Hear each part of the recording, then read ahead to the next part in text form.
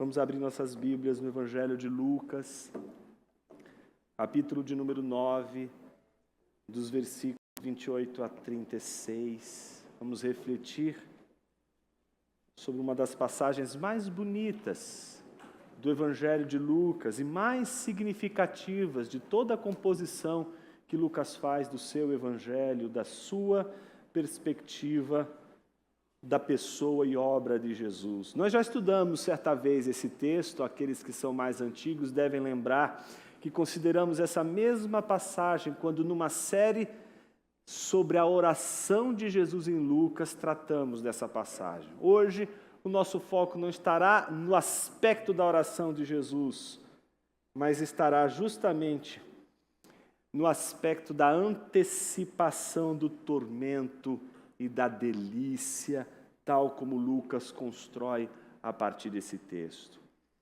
Lucas 9, 28 a 36. Diz assim a palavra de Deus. Cerca de 8 dias depois de proferidas estas palavras, Jesus levou consigo Pedro, João e Tiago, e subiu ao monte com o propósito de orar. E aconteceu que, enquanto ele orava, a aparência do seu rosto se transfigurou e a roupa dele ficou de um branco brilhante. E eis que 2 homens falavam com ele, eram Moisés e Elias, que apareceram em glória e falavam da morte de Jesus, que ele estava para cumprir em Jerusalém. Pedro e seus companheiros estavam caindo de sono. Mas, conservando-se acordados, viram a glória de Jesus e os 2 homens que estavam com ele. Quando estes começaram a se afastar de Jesus, Pedro lhe disse: Mestre, bom é estarmos aqui, façamos 3 tendas, uma para o Senhor, outra para Moisés e outra para Elias. Porém, Pedro não sabia o que estava dizendo. Enquanto assim falava, veio uma nuvem e os envolveu, e ficaram com medo ao entrar na nuvem. E dela veio uma voz que dizia: Este é meu filho, meu eleito, escutem o que ele diz. Depois daquela voz, perceberam que Jesus estava sozinho. Eles ficaram calados. E naqueles dias, não contaram nada a ninguém a respeito do que tinham visto. Oremos.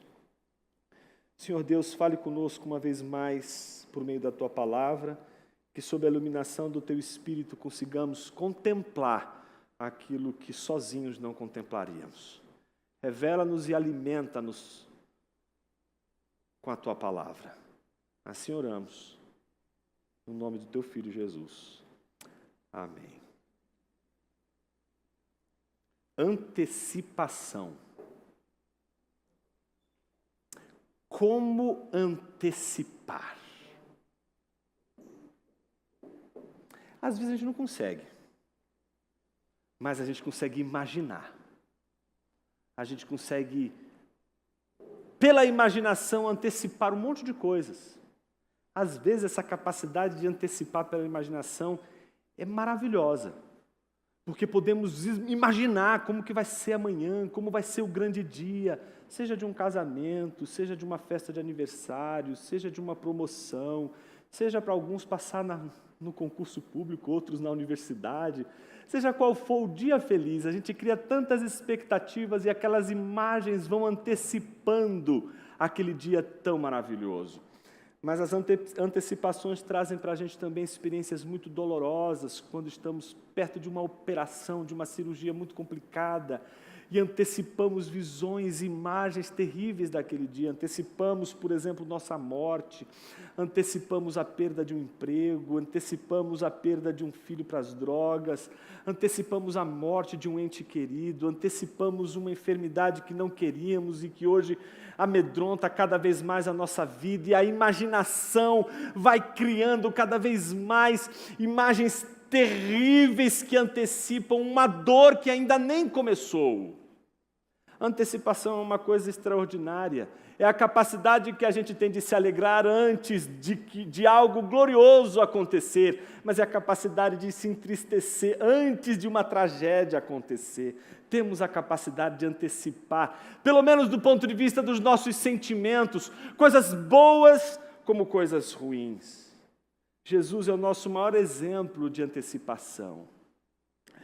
Em nenhum momento o Evangelho de Lucas nos deixa livre das antecipações de Jesus. Jesus demonstra suas antecipações o tempo todo. Por exemplo, alguns dias, uma semana, um pouco mais de uma semana atrás, Jesus estava perguntando aos seus discípulos o que o povo diz que ele é, e depois pergunta para os discípulos o que eles dizem que ele é, até que Pedro então confessa que Jesus é o Cristo, Filho de Deus. Então, naquela mesma hora, Jesus olha para ele e diz: você disse verdade. Mas aí Jesus mostra uma antecipação, como nós vemos a partir do versículo de número 21, do capítulo 9. Jesus, porém, advertindo-os, mandou que a ninguém declarassem tal coisa, dizendo: é necessário que o Filho do Homem sofra muitas coisas, seja rejeitado pelos anciãos, pelos principais sacerdotes e pelos escribas, seja morto e no terceiro dia ressuscite. Jesus antecipa os seus sofrimentos.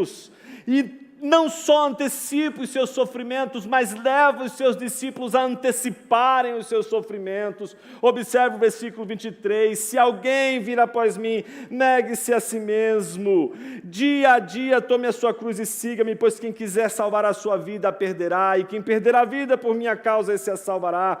De que adianta uma pessoa ganhar o mundo inteiro se vier a perder-se ou causar dano a si mesma? Pois quem se envergonhar de mim e das minhas palavras dele se envergonhará o Filho do Homem, quando vier na sua glória e na glória do Pai e dos santos anjos. Em verdade lhes digo que alguns dos que aqui se encontram não passarão pela morte até que vejam o reino de Deus. Se de um lado ele antecipa as dores, os sofrimentos e a humilhação do Filho do Homem, por outro lado ele convoca a antecipação daqueles que, tomando a cruz para seguir, não só anteciparão os sofrimentos daquele que será martirizado na cruz, mas também a glória daquele que será glorificado pelo Pai, diante do Pai e dos anjos. Jesus ensina os discípulos o tempo todo a anteciparem tudo o que é bom, tudo o que é mal. E a gente precisa tomar muito cuidado para que a gente não confunda antecipação com ansiedade, com angústia. Muitos podem achar que essa antecipação tem a ver com aquele sentimento de ansiedade, seja por uma coisa boa que vai acontecer, seja por uma coisa terrível que vai acontecer. A antecipação aqui não tem absolutamente a ver com ansiedade. A antecipação aqui tem a ver com a consciência de que tudo está nas mãos do Senhor. Como seria antecipar todas as coisas, boas e más, quando você as concebe como sendo obra divina? Não tem como nós passarmos por situações como essas, de antecipação, mesmo sabendo da providência divina, mesmo sabendo que os males que nos sobrevirão, como também as grandes festas e celebrações que um dia passaremos, de que tudo isso está nas mãos de Deus, de que tudo isso é obra da providência divina, mas ao mesmo tempo não passarmos por uma espécie de necessidade de quebrantar o nosso coração diante da grandeza do Senhor. Porque, afinal de contas, quem de nós, sabendo do fim que nos reserva, seja a morte, seja a alegria de um filho que nasce, como poderemos viver sabendo que todas as coisas, sejam elas boas ou más, elas refletem a providência e o caminho de Deus sobre nossas vidas? Esse texto que nós acabamos de ler fala muito sobre isso. Fala sobre antecipação. Fala sobre essa capacidade que a gente tem de imaginar as coisas antes que elas aconteçam, mas sem aquela ansiedade que nos derrota, ou aquela ansiedade que nos leva a acelerar o processo, porque a gente não consegue esperar que aquela coisa tão boa e tão maravilhosa venha no seu tempo, mas venha justamente antes da hora.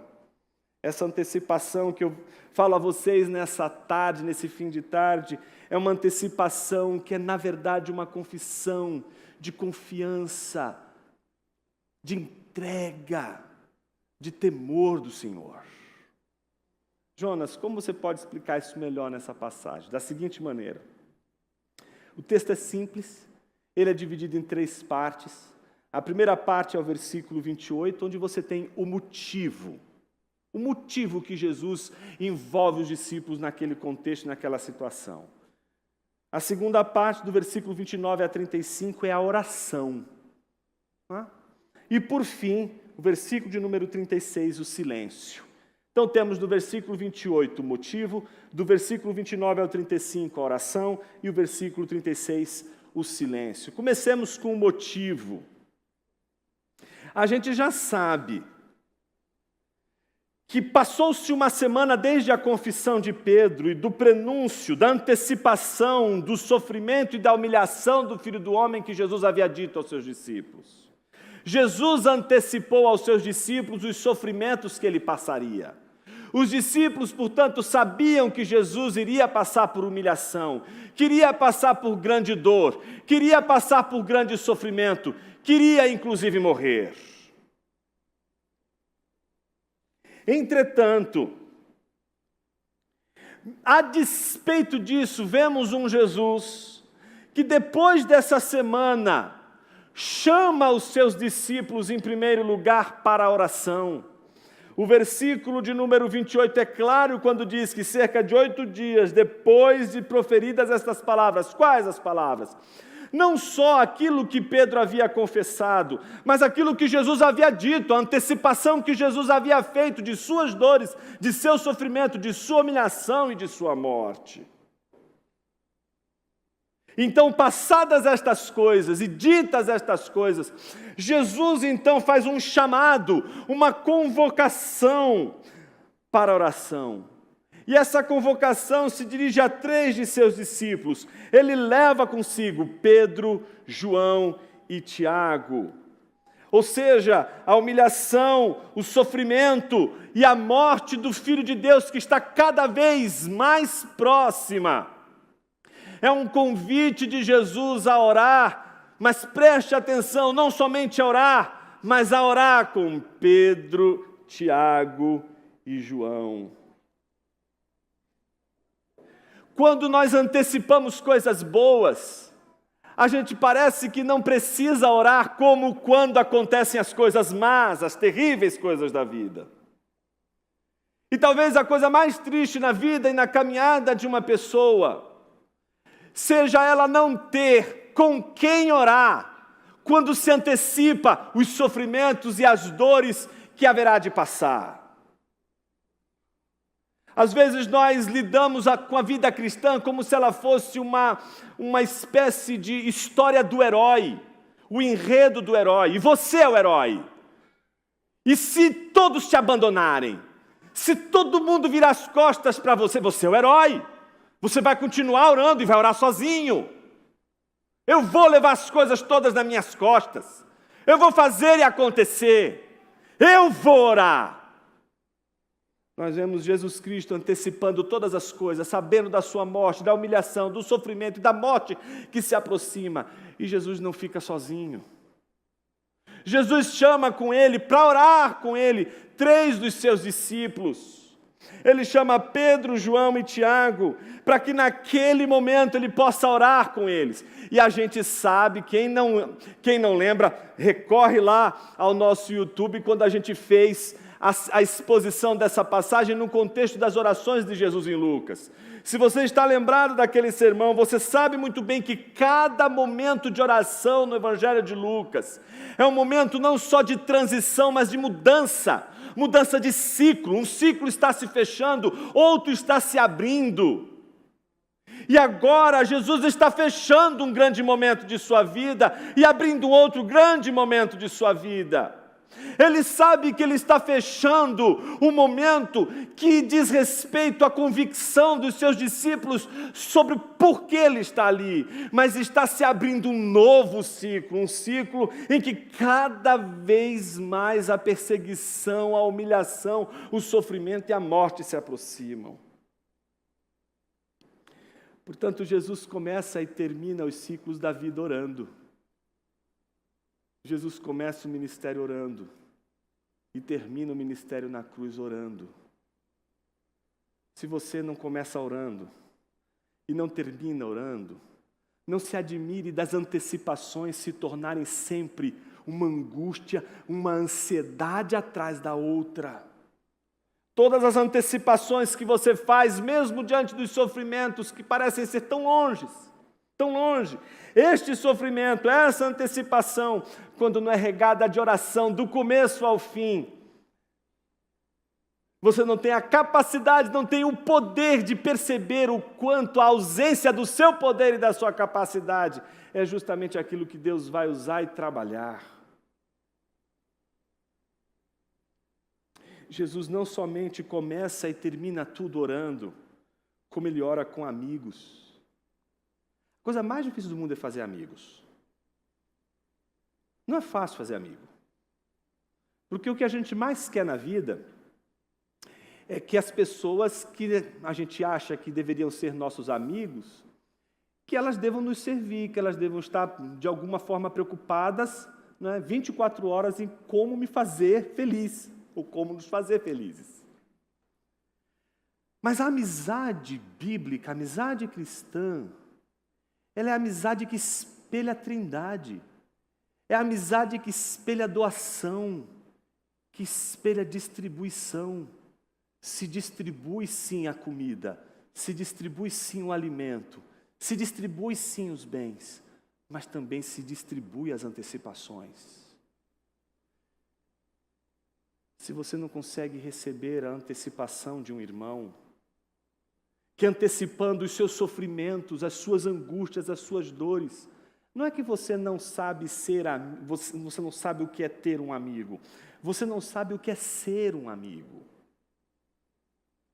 O grande desafio na vida cristã, principalmente quando a gente fala em companheirismo, em coleguismo, em caminhar como amigos diante de Jesus, não é outra coisa senão a consciência de que a oração é a experiência mais íntima, mais reveladora de uma pessoa. Jesus tinha consciência de que se existia um momento em que os seus discípulos poderiam conhecer mais Ele nessa vida, era quando Ele estivesse orando. Uma pessoa vai te conhecer, não é quando ela visita a sua casa, não é quando ela visita o seu trabalho, não é quando ela faz parte dos momentos especiais da sua vida, das festividades da sua vida. Ela vai sim ser especial, sobretudo naqueles momentos em que ela está ali orando com você. É ali que essa pessoa conhece você, é ali que você se dá a ser conhecido. A oração revela muito sobre nós, meus irmãos.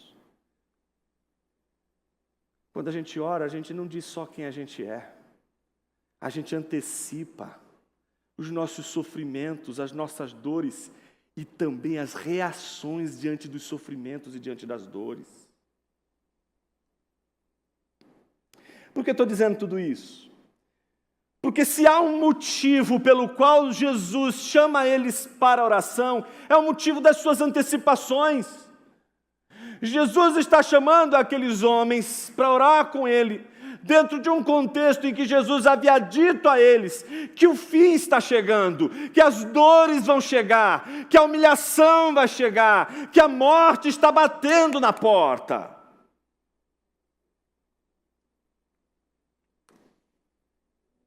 Dos versículos 29 a 35, a gente vê Jesus com estes amigos orando. Veja o que diz a palavra de Deus no versículo de número 29.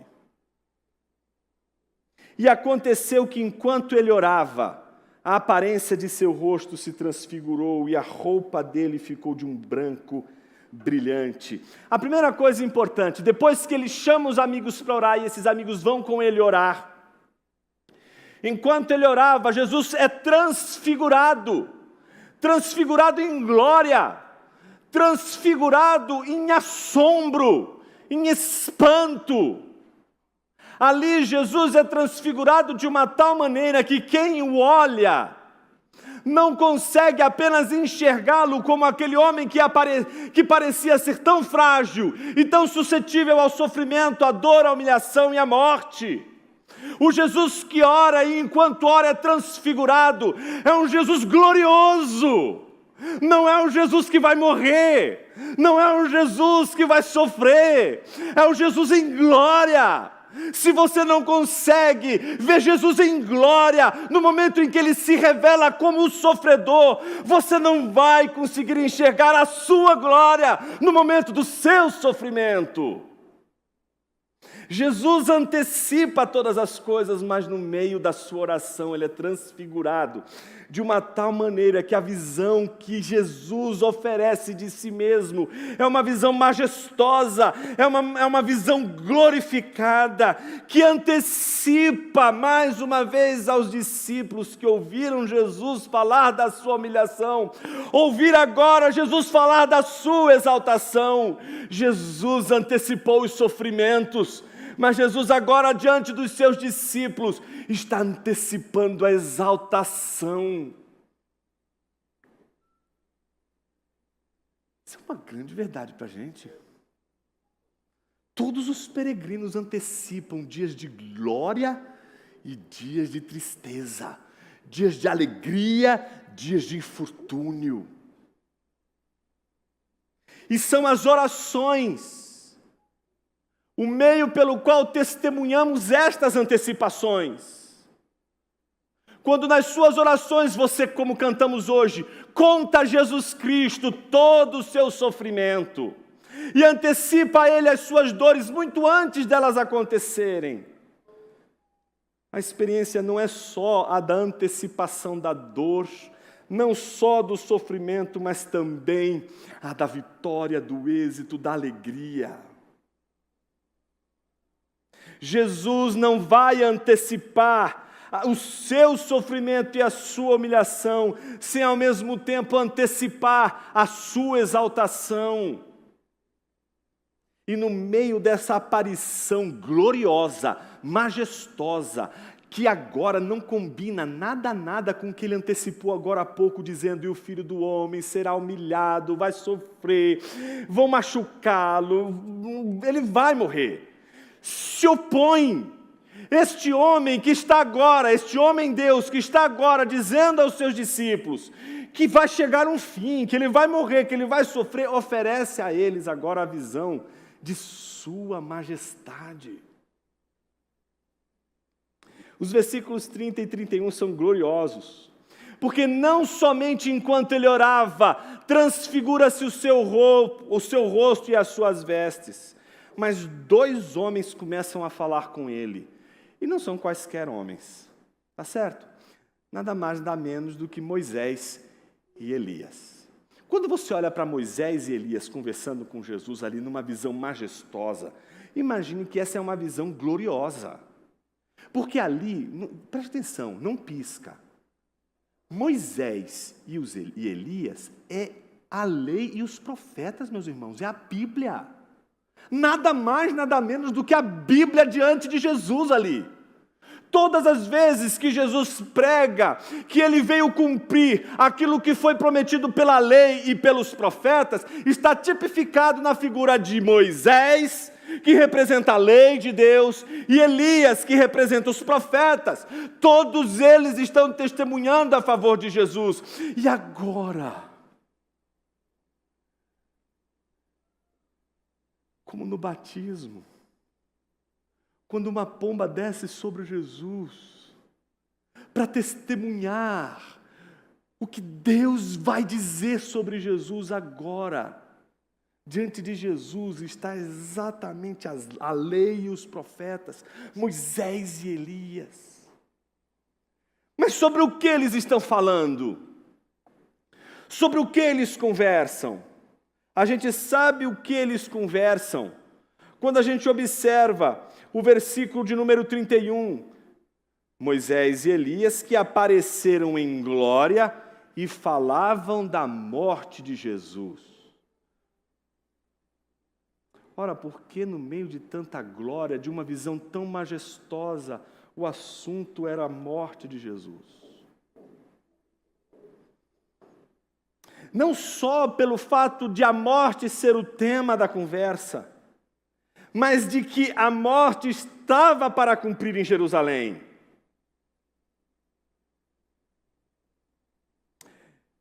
Essa morte do Filho de Deus, que se cumpre nas ações do Filho de Deus, em perseguir em todos os momentos a vontade de Deus.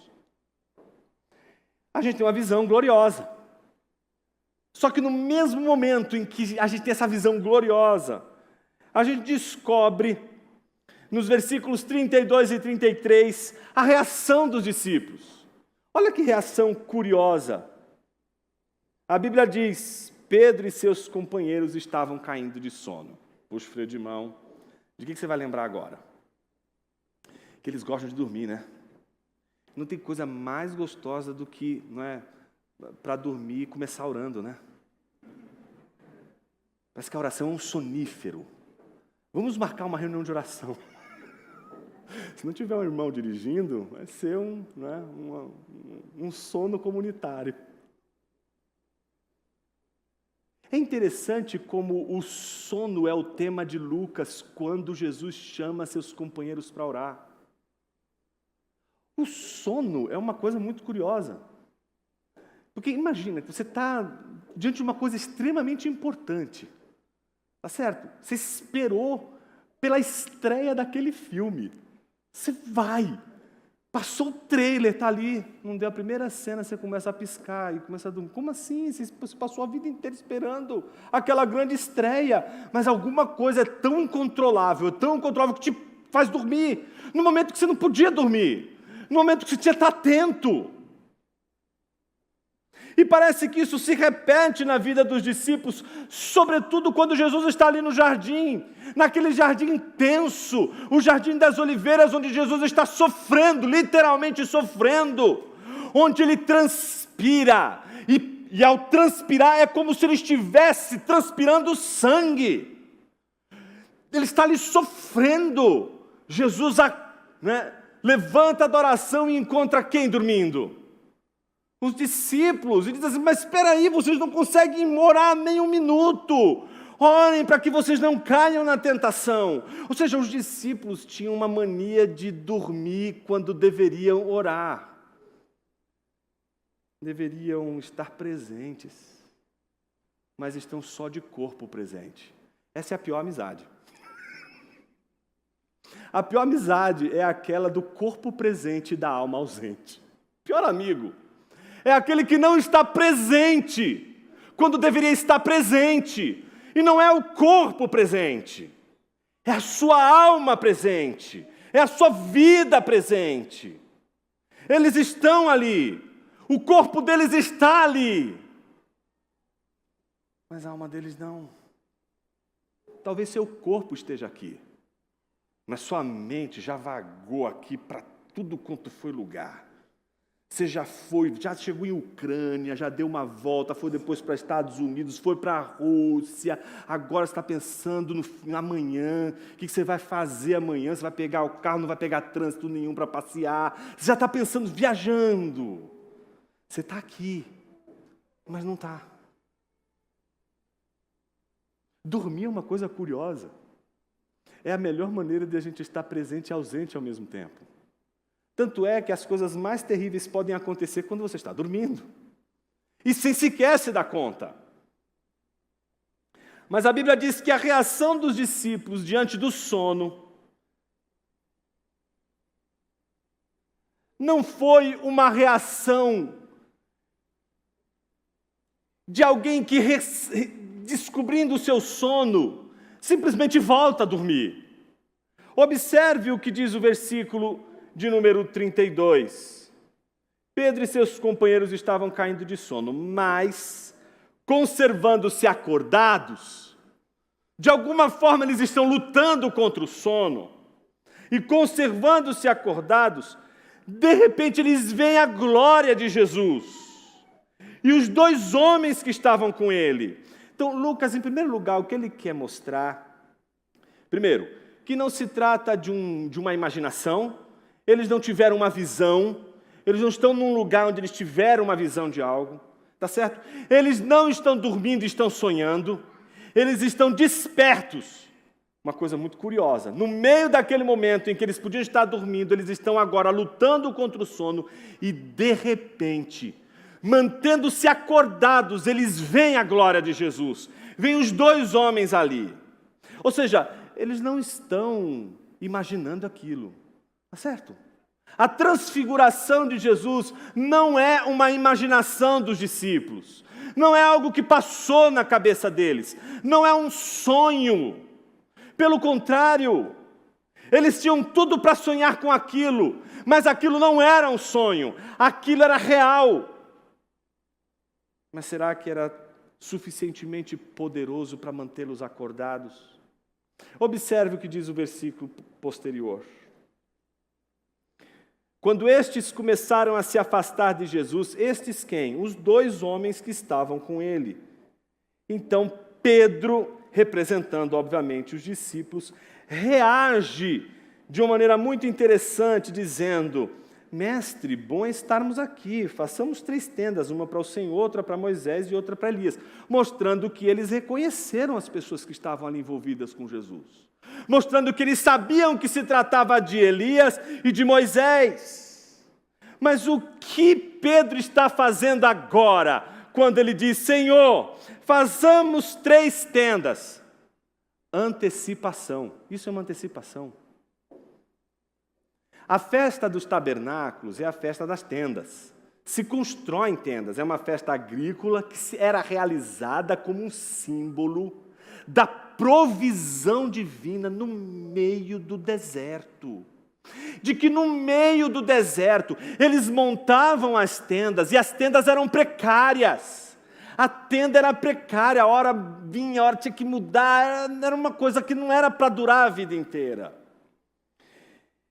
Portanto, a festa dos tabernáculos era uma festa celebrada, para lembrar, de um lado, a providência divina, mas, por outro, a fragilidade do povo que peregrinou durante 40 anos no deserto em direção à terra prometida.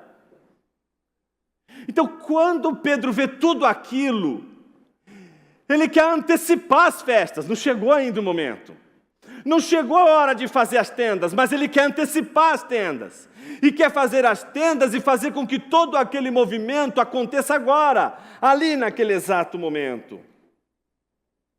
Mas o texto é tão curioso. O Lucas diz que naquele exato momento em que Pedro diz, não é? Para que o Senhor faça uma tenda, outra para Moisés e outra para Elias, para todo mundo ficar ali, Lucas diz, Pedro não sabia o que estava dizendo. Não é? É mais ou menos aquele meme, não sei se você já viu, daquele rapaz que tem um pai, ele vive falando umas coisas erradas, e ele fica filmando o pai. E o pai está ali, né, ouvindo o que ele está falando. De repente ele fala uma palavra errada, o pai olha com a cara dele e fala, o que você está dizendo? O que você está falando? É mais ou menos essa sensação que eu acho que Lucas teve quando lembra de Pedro, no meio daquela visão gloriosa, perguntando assim, será que eu vou ter um planeta só para mim? O que tem a ver uma coisa com a outra? A gente está vendo uma visão gloriosa, é Jesus aqui sendo revelado por meio dos profetas, e você está preocupado com a tenda. Eu quero me dirigir a você, sem noção, igual Pedro. Diante da majestade de Deus, diante da majestade da revelação de Jesus, você diz, Senhor, será que vai ter coxinha hoje, depois do culto?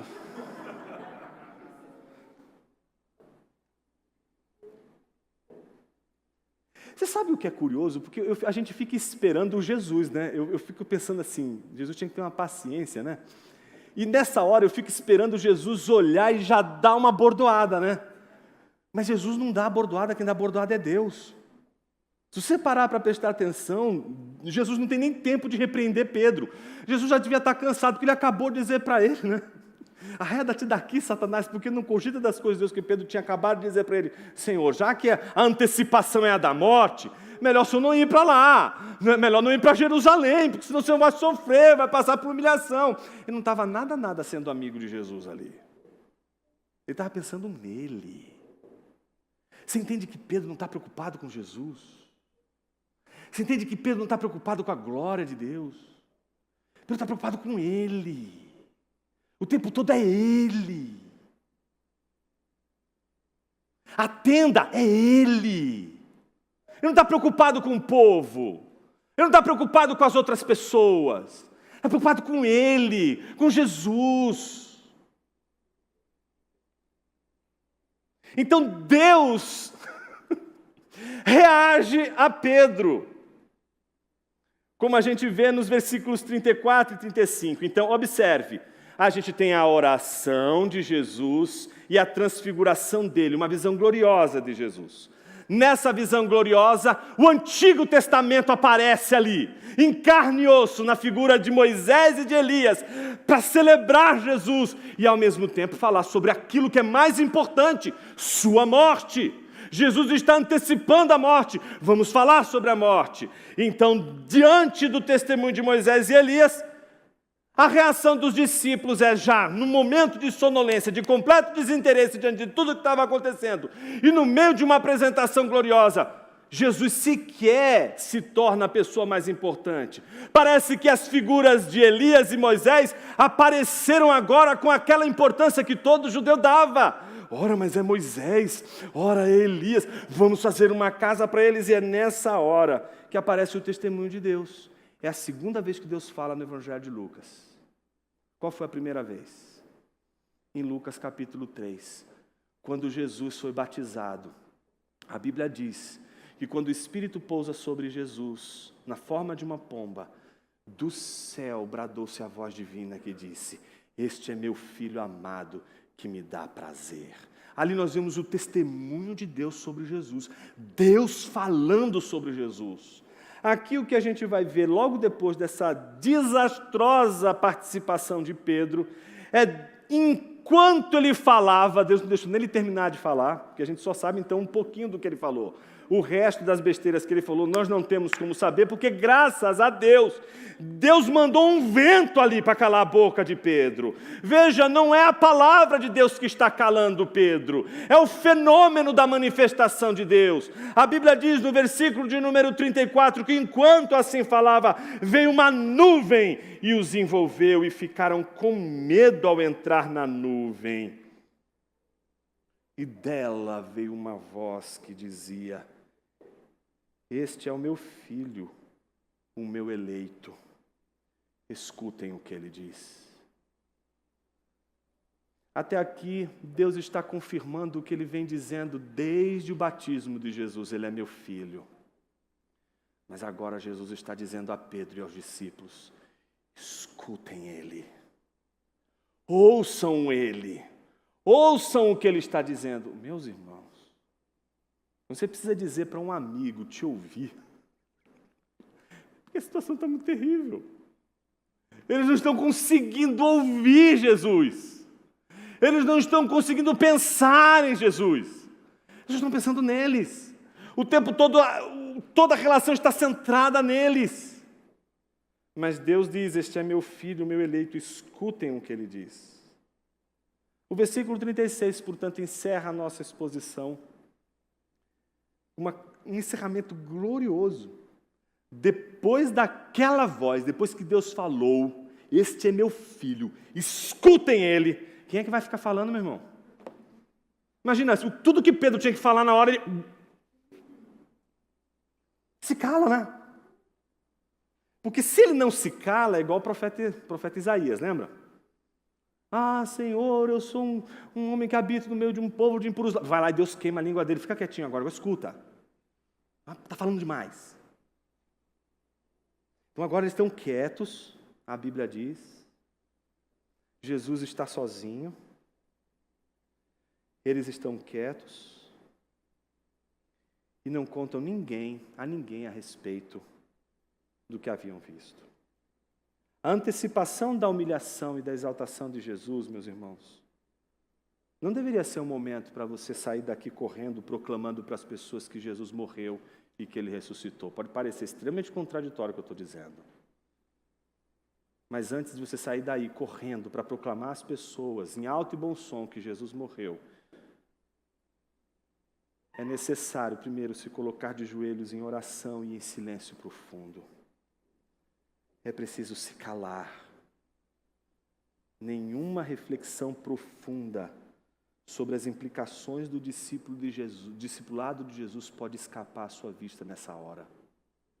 É o momento em que, diante da morte, humilhação, dor de Jesus, não somente antecipamos o seu sofrimento, a sua dor e a sua morte, mas refletimos sobre as implicações dessa dor, desse sofrimento e dessa morte.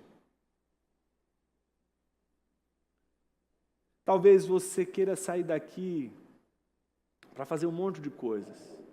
Talvez você queira estabelecer uma série de resoluções para a sua vida.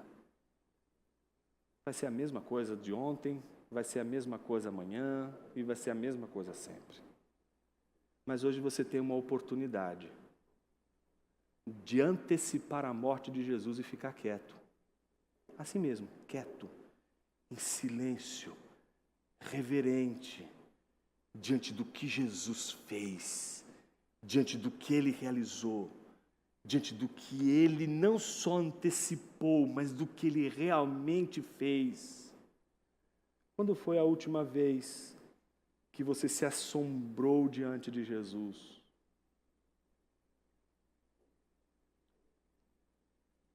Um importante teólogo medieval chamado Benedictus van Haaften, que era um holandês que dirigiu uma abadia na Bélgica, escreveu um tratado enorme chamado Escola do Coração. E ele desenvolveu uma tese que explica o que é esse sentimento de você diante da antecipação da humilhação e da glória de Jesus, ficar quieto. Ele chamou isso de compunção do coração. O que é compunção do coração? A imagem que ele tem é de um coração ferido com aguilhão. E essa ferida, ela tem dois grandes objetivos. O primeiro é fazer você perceber que você estava diante de Jesus, crucificado na cruz, e diante de Jesus ressurreto, e você não conseguiu em nenhum momento parar de pensar em você. Você não conseguiu, diante do Jesus morto por causa dos seus pecados, se curvar diante dele. E você não conseguiu, diante do Cristo ressurreto, celebrar diante da obra que ele fez. Então, este aguilhão é o meio pelo qual, em primeiro lugar, Deus fere o coração do homem, para que o homem possa, com o coração ferido, perceber o seu pecado diante de Deus, mas ao mesmo tempo, essa mesma dor do pecado ser também a fonte do desejo de ver o que Deus está mostrando. Talvez a gente tenha perdido os nossos olhos. A gente não consegue mais encontrar nas coisas que Deus está fazendo, naquilo que Ele está realizando, tudo aquilo que a gente precisa para ver. Muitos de nós, talvez nos entregamos aos nossos próprios desejos, aos nossos próprios prazeres, aos nossos próprios objetivos, à nossa própria vida, e perdemos de vista que Jesus, Ele é a única coisa que deve tomar a nossa atenção. Jonas, eu só consigo, quando eu estou diante de Jesus, antecipar a Ele as minhas dores, eu só consigo antecipar a Ele os meus sofrimentos, eu tenho uma lista de pedidos para fazer para Deus, eu tenho um monte de coisas para pedir para Ele, eu tenho um monte de coisa que eu quero que Ele faça na minha vida, e eu preciso que Ele faça um monte de coisa na minha vida. A pergunta nesse final de tarde não é outra senão: isso é tudo que você consegue ver de maravilhoso na vida? A sua tenda? A tenda que você quer construir para colocar ali Jesus, o seu Jesus, né? O seu Elias, o seu Moisés, e ficar ali naquele cantinho, protegido do mundo, e que tudo mais se exploda, desde que você possa tomar o seu chazinho no final do dia, dependendo, né, com Jesus, Elias e Moisés, uma boa companhia. Ou será que você é capaz de enxergar uma coisa gloriosa, grandiosa demais, que não te permite dormir, mas te coloca de joelhos. Minha pergunta para você é se você hoje consegue engrandecer o nome do Senhor teu Deus como um grande Deus, como um Deus grandioso, como um Deus que captou o seu coração, captou a sua imaginação. E hoje você está aqui, não tanto porque Ele pode fazer milagres, mas porque você pode antecipar aquele que veio em humilhação, aquele que virá em glória, como cantamos aqui. Porque você consegue antecipar não só o Cristo sofredor, mas você consegue antecipar o Cristo vencedor. Será que tudo na sua vida se reduz a si mesmo? Ou será que você consegue ainda hoje se espantar com a grandeza de um Jesus que aparece transfigurado como o Criador de todas as coisas, o Deus majestoso, que morreu, que sofreu, que sangrou, mas é grandioso? Será que você pode orar ao Senhor hoje, dizendo quão grande Ele é, e em silêncio, simplesmente reverente, meditar sobre as implicações do que significa a grandeza de Deus? Se você não tem mais tempo para refletir sobre a grandeza de Deus, porque a grandeza de Deus não é lá assim atraente, talvez o caminho que você escolheu seja o caminho que explica não só a solidão, não só a angústia, mas a sua ansiedade, seja com relação às coisas boas, seja com relação às coisas ruins. Quando a gente observa um Deus grande, a primeira coisa que a gente descobre em nossas antecipações é de que Ele, sendo grandioso, tem toda a história na mão. Então a gente descansa, sabendo que vai sofrer, mas não vai ser o fim. Sabendo que a gente vai ser feliz com uma coisa maravilhosa, mas ela não vai ser a coisa mais maravilhosa desse mundo, porque Ele é a coisa mais maravilhosa deste mundo. Todo cristão, portanto, vai desenvolver um santo pessimismo. Vai olhar para tudo nesse mundo e vai dizer: Ele é maior do que tudo isso. Isso é legal, mas Ele é maior do que tudo isso. Ele é mais desejável do que tudo isso. Será que a gente pode fazer isso hoje? Eu queria convidar você a ouvir uma vez mais Deus dizer: Ele é meu filho amado, o eleito. Ouçam a Ele.